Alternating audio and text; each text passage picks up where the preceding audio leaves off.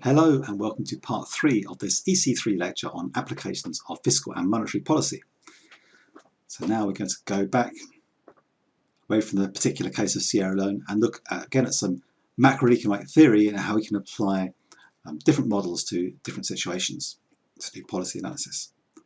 So in all of these examples, I'm going to set a problem and then go through the solution to the problem. So you must stop the video and work through the problem yourself, or try to. Okay. So here's the 4 examples. We'll go through some of the main models. So the Kenzie-Cross, the Isolde model, ADS model, and the Mundell-Fleming model.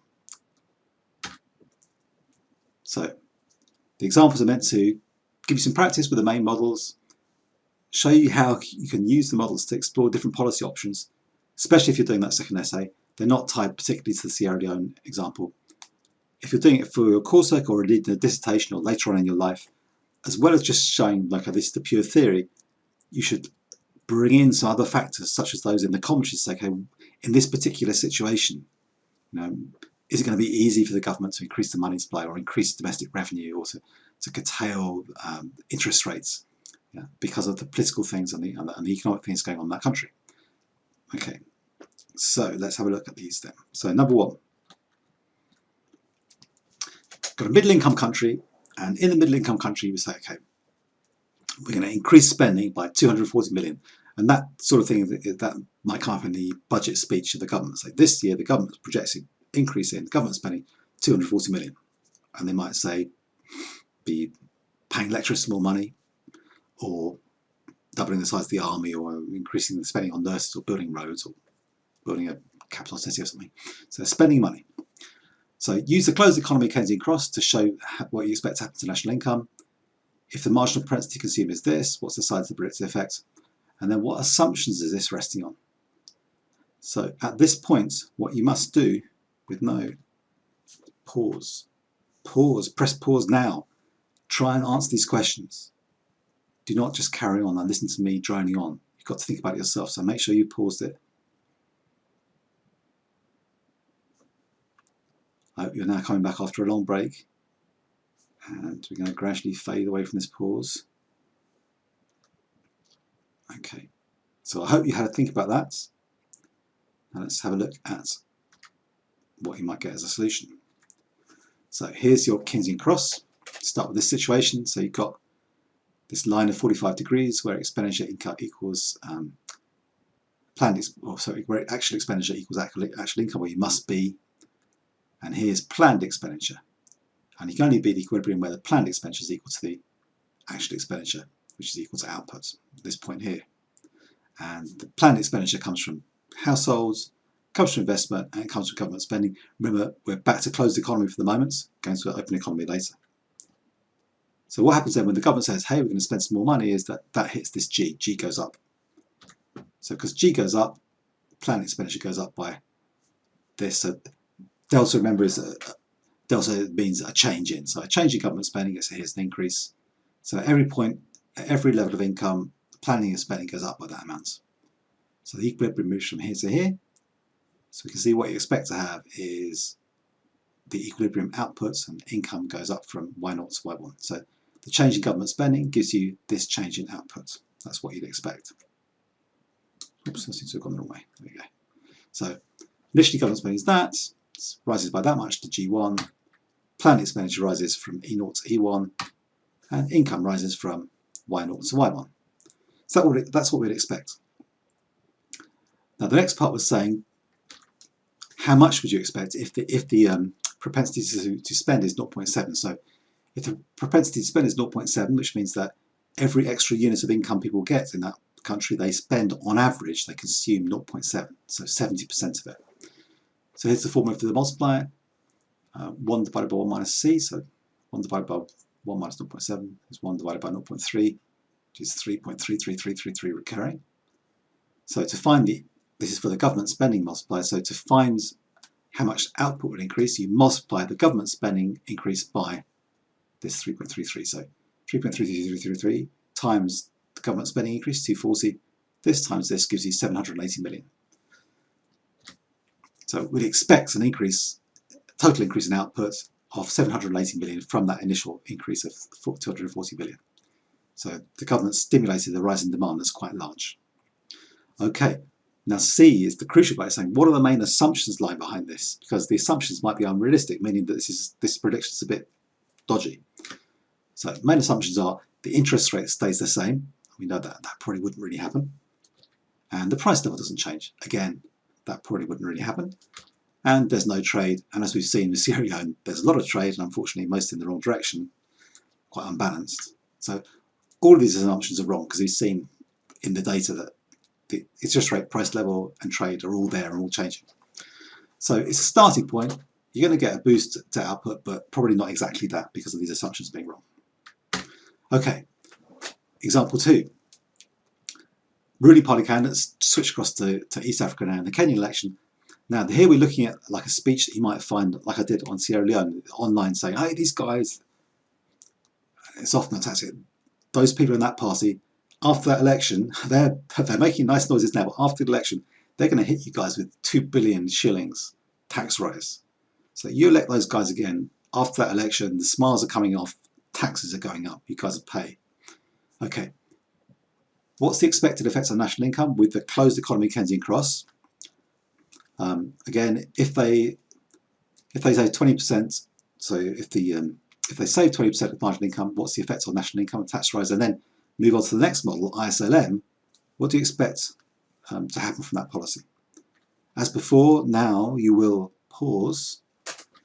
Okay, and as the pause phases to a more legible thing, make sure you pause now, think about this, try and work through the stages, and then come back to the video in a moment. Or lots of moments. Okay, so I hope you've had a long pause. Welcome back. Let's have a look at this then. So, starting again with the Keynesian cross and equilibrium, and we're going to raise taxation. And hopefully we can explain why it's not quite so obvious with the raising taxation what's happened here, because C and I and G are not directly affected by taxation. So initially your consumption level is C0 and income Y0 here. But of course tax goes up by a certain amount, which means that the tax then hits consumption because people have less money in their pockets, they spend less. So consumption falls by delta C, which means income falls. So tax hits consumption, so consumption falls down, which means expenditure falls, because people have less money to spend, which means overall expenditure, planned expenditure falls, so equilibrium goes from here to here, and output falls. Because you're taking money out of people's pockets, it's taking demand out of the economy, which means output falls and income falls. Great, so that's part A. Now, part B, you've got to work out what's the knock-on effect of this. Now, this time we're using the tax multiplier, which remember it's got a slightly different formula, which is instead of 1 over 1 minus C, it's C over 1 minus C. And also I was trying to deceive you slightly because I gave, instead of, I gave you 0.2, but 0.2 is the amount they saved. They saved 20%, which means they consume 80%. So the C is 80% or 0.8, it's not 0.2. So here's the calculation for that. 8 divided by that is that divided by that. It works out as exactly 4. So it's 4 times. So the change in Y is going to be 4 times the change in tax. So 4 times the change in tax is 8 billion shillings. And it's a fall because it's an increase in tax. So income will fall by 8 billion shillings. No, this is just a reminder of the reason why the formula is different for a tax multiplier. It's because of that initial amount of money that's taken out of the economy, some of that would not have been spent. So they would only have spent 80% of the money that's taken out in taxation. So the first round effect is smaller, which is why you have this slightly different formula. Finally, the third part is, okay, have a look at this on the ISLM model. Remember, it looks like this. So you've got real interest rate here, you have the income here. This is equilibrium in the goods markets, investments equal savings. This is equilibrium in the money market. And we know that increase in taxation is contractionary fiscal policy. So that moves IS leftwards and downwards. So we have this direction. And the distance of that move is as predicted by the Keynesian multiplier just now. So we can see we go from, we can see that interest rates go up, interest rates go down, and output will go down. So initially start there, interest rate R naught, income Y, tax rise, contractionary fiscal policy, IS moves to the left, interest rates fall, and income rate falls. So we're left with lower interest rates and lower level of income, according to the ISA.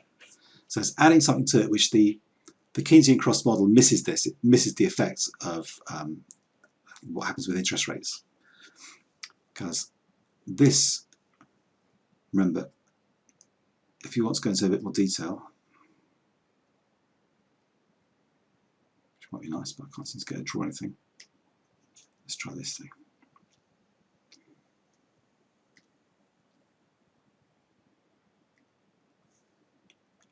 Oh, this drawing tool's not that great. This distance here is what we predicted with the tax multiplier. So if you ignore the interest rate effects, you get this decrease in income. But what the ISLM model adds to this is that because interest rates fall, then there'll be a bit of a rise in investment. So the rise in investment demand will slightly compensate for the fall in consumption demand. So instead of going, the fall is only going to be this much to here. So instead of getting that big fall in output, you get this smaller fall in outputs to this point here because of increased investment.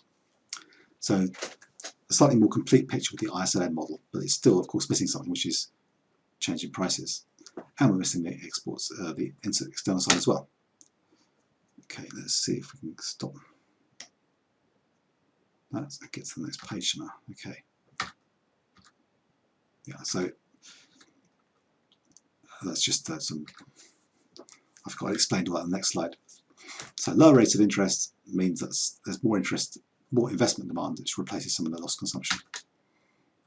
So the income falls by less than we predicted it would. Okay, example 3 as a fall. Now, the opposition candidate has said, hey, the ruling candidate's going to have this tax rise, but the ruling party says, well, no, don't listen to those people. What we're really going to do is we're going to have expansionary monetary and fiscal policies. Yeah, so everything's going to be good, pushing demand to the economy, increasing the money supply, increasing our own spending, fiscal policies to raise employment. Now, use the ADAS model to say what do we expect to happen in the short and long run of that policy? What are the assumptions and so on? And how does that compare with the ISLM model? So pause. Do not go past this point. Do not carry on playing this. Wherever I am in your, sitting silently in your study or busily running around ignoring me while you listen to music. Stop doing all of that and try and do this problem.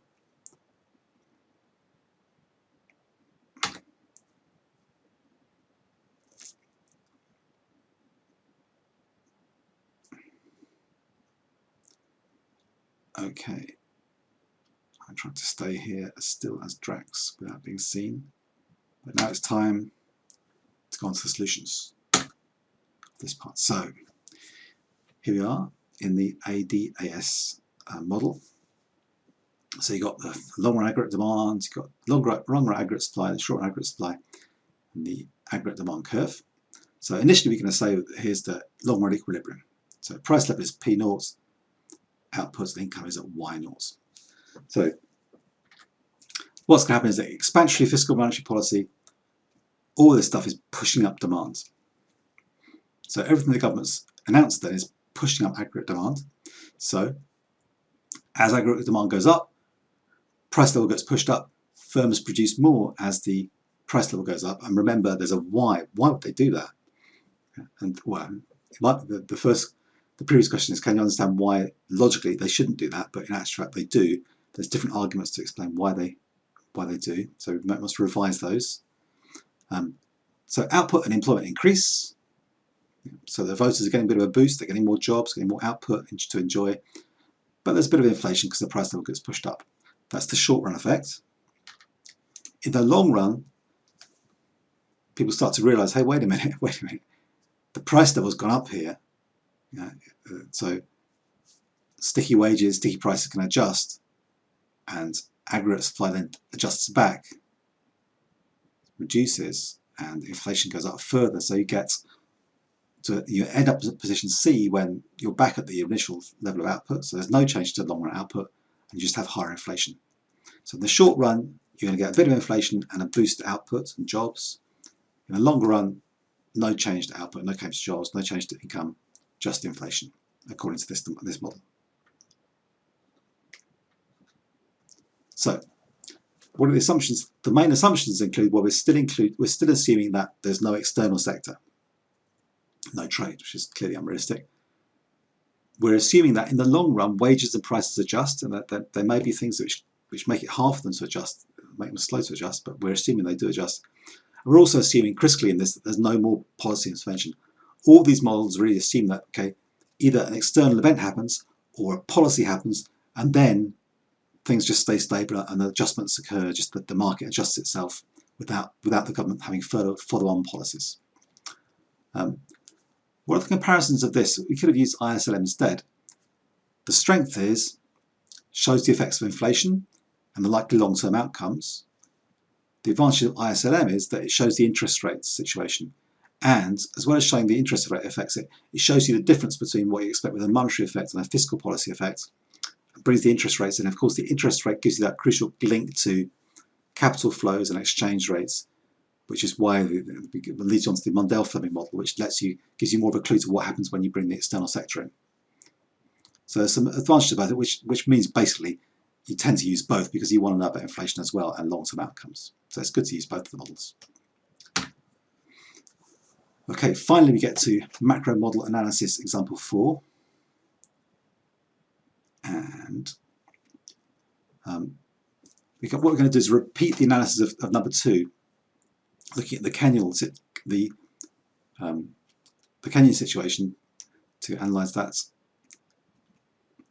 Because remember, the Kenyan opposition candidate said that if you elect those government people again, they're going to raise your taxes, and we looked at how you can analyse that using both the models. I think the Kenyan Cross and the ISLM. I can't remember, I only did it 5 minutes ago, I've forgotten, I think it was both those. But now we're going to use the Mundell-Fleming model because we're going to say, let's assume a most realistic situation where there is external trade. Analyse that again. And we're going to assume here that in the Kenyan situation, capital mobility is fairly high, but not perfect, but it's fairly high. We're also going to assume that the shilling, the Kenyan exchange rate, the Kenyan currency is floating freely, which again isn't a perfect thing, but it's about right. So if we do that analysis, is that going to weaken that criticism they made of their opponent about the tax rise? Well, let's have a look. Well, let's you have a look. Pause. Once again, I will become Zen-like, become invisible as you grapple with this problem, and come back in a few minutes. 5 minutes of genius writing or 3 hours of Googling. So now you've seen what econtutorial.com says. Let's see if it agrees with me. Hopefully you've looked at this. So here we got this horrible thing with these 3 complicated lines. So you've got, similar to the ISLM model, you've got the IS model line here, the LM one here, and all the BP line, remember, is showing you what level do the interest rates have to be at in order to not have capital flows flowing in or out of the country. So at any point on BP, the balance of payments is balanced. If the interest rate goes up here, above the BP line, for any level of output, so any place you're up here, that means that interest rates are high, which means that capital will be coming into the country, which is going to push your exchange rates up, because people are moving capital into the country. Whereas down here, anywhere down here, means that interest rates are too low, which means that investors are pulling capital out of the country, which means that demand for your currency is falling, so your currency is going to be depreciating. So this is the area your currency is depreciating, this is where it's appreciating. That's all the BP line is really showing you. Where what's happening to your currency, whether you're above or below that line. Okay, so let's have a look. So here, the initial equilibrium is here. That's the level of output, and that's the level of interest rates. So what's going to happen when this pesky, if the opposition to the candidate is correct, when the government comes into power, they put up tax rates. Okay, first of all, we need a little sub-question, which is which line's going to move in which direction. So here's my sub-question where, again, we're going to have a pause. Which lines move in which direction? So it's telling you here that the highest line, then this is, if you don't like this kind of mathematical presentation, then it's not essential to know it. You can just remember that which lines which move in which direction according to whether it's expansionary or contractionary. But if you like this kind of presentation, bear with me. So here's the equation for the highest curve. Interest rates equal to a function of income, taxation, government spending, world income, and the exchange rates. And so we know that as income increases, R goes down, which is because it slopes downwards. As taxation increases, it goes down. So that line will fall down, the interest rate will fall down if taxation increases. That's the contractionary fiscal policy. If government spending increases, that's expansionary fiscal policy, it will move up. And there's a couple of other ones here. So what happens if world income was to increase, and what happens if the exchange rate was to increase? So what should the positive and negative signs be there? What should the positive and negative signs be here? And what should the positive and negative signs be here? So have a think about that, and in a few moments' time, I'll just explain those.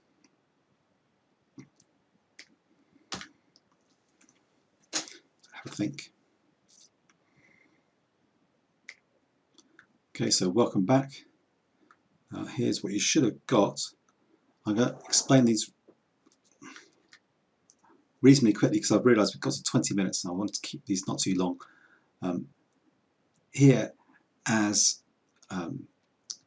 world income increases, that's going to increase demand for your exports, which is increasing demand for your domestic production. So that's like it's similar to an expansionary fiscal policy that's increasing domestic demand, so that pushes up IS. And unfortunately, the opposite happens if the exchange rates increase. So if exchange rates increase, that makes your exports more expensive, makes imports less expensive, so it reduces NX, so that reduces aggregate demand. So that's like a contractionary fiscal policy that moves the IS down. This is just the LM curve, and we know that as output increases, there's more demand for liquid money. So that means that people are more keen to have money rather than having other bonds and other assets. So the price of those bonds and assets needs to be cheaper in order to attract people to have those things, which means the interest rate has to be higher. So if the interest rate's the same, then people will demand more money. And this is the money supply thing. As the money supply increases, then in order to persuade people to hold more money, then the interest rate needs to fall. And then this one, what level the interest rate needs to be at to keep the balance of payments constant. Why is positive? As your domestic income increases, that tends to pull in more imports. So all things being equal, as people become more wealthy, they start to buy more things, and part of those things they're buying is coming from increased imports, which means that you get an account deficit. So the interest rates need to be higher to attract capital in to fill that deficit. Opposite happens with increasing external demands, because that increases demand for your exports, so reduces your trade balance, so interest rates can be lower. World interest rates mean that, because if world interest rates increase, then capital will tend to flow out unless your own domestic interest rate increases to match it, so that has to be positive. And if the exchange rate increases, that makes your exports less attractive, so you tend to go into a current account deficit, which means you need an inflow of funds to cover that, which means you need the domestic interest rate to be higher. Okay, quite a race through there. Please ask in the sessions, or ask me if you're not sure about any of those. Let's get back to the analysis then. This is what you should have got. It's increasing taxation is contractionary fiscal policy. So in the ordinary ISLM model, you move from A to B if you're ignoring the external sector. So B is going to be your new equilibrium point here. Yeah. However, if you're considering the external sector, you have to consider this BP line, and that the BP line is telling you that at this point here, interest rates are below the level they need to be to maintain the balance of payments equilibrium, because interest rates are too low. capital is going to be leaving the country, so you'll have a balance of payments deficit. So if I get to the next slide, as the economy adjusts towards where you expect to be, the interest rate starts to fall below BP, so capital is flowing out.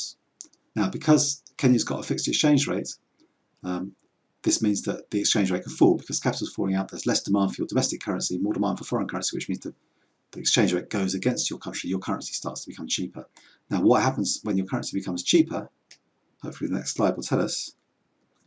That means that as your currency becomes cheaper, your exports become cheaper, imports become expensive. So if the Marshall-Lerner condition is satisfied, then you'll have an increase in net demand for exports. So that compensates for that loss in tax revenue. So taxes cut aggregate demand back to here, but then you get this capital flowing out, the exchange rate decreases, you get a boost from increased exports, net exports. So that pushes you back up again. As you start to export more, then you don't need such a high level of interest rates to maintain the balance of payment equilibrium because you're exporting more.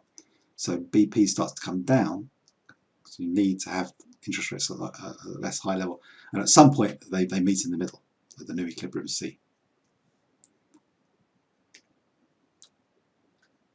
Okay, so conclusion of the Mundell-Fleming model is that you still do find that cutting taxes is going to give you this fall in income and fall in interest rate.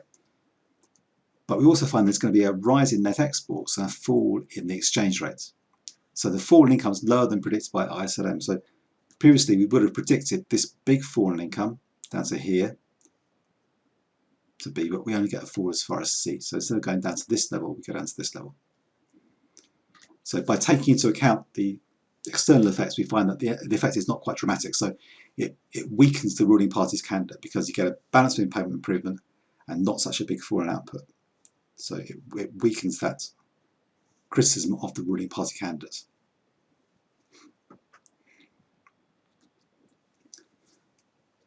Okay, so as a conclusion, you want to choose your models. If it's in a test or exam, it might say use such and such a model, but if you're doing it in your own work, then you can choose what kind of model or models you're going to use depending on what you want to look at. Keynesian and Cross, really good for simple analysis. ISLM, great for looking at interest rates and investment, for differentiating between monetary policy, fiscal policy, and for that link to the exchange rates and so on. ADAS, excellent for looking at price level inflation effects and for long-term, short-term effects. And then finally, the Mundell-Fleming model, which is when you're linking the ISLM with what's happening to the capital flows. That's really helpful when you've got the external sector. So choose the model, show what's changed, show what the knock-on effects you expect from that to happen, describe the effect, describe how the equilibrium has changed and how the variables shown have changed. So have you had an increase or decrease in these variables here, the output, interest rate, price level, exchange rates. And finally, you can consider, okay, what are the limitations? So if you're using the ISLM Excel, this is fine, but we haven't considered the external sector, we haven't considered the price sector. So consider the limitations of the model you're using. Okay, that's enough for that session. And in the final section, we'll just give you a few ideas for going further with this part, with criticising or considering the implications of the model limitations. So I'll consider that in the next part of the lecture. So sorry that went on a bit. I hope you did pause and have many breaks. So I hope this is actually taking you about 6 hours to get through. Well, slightly less, but I hope you've had a go at those, and look forward to any questions you have to follow up afterwards. But thanks for watching.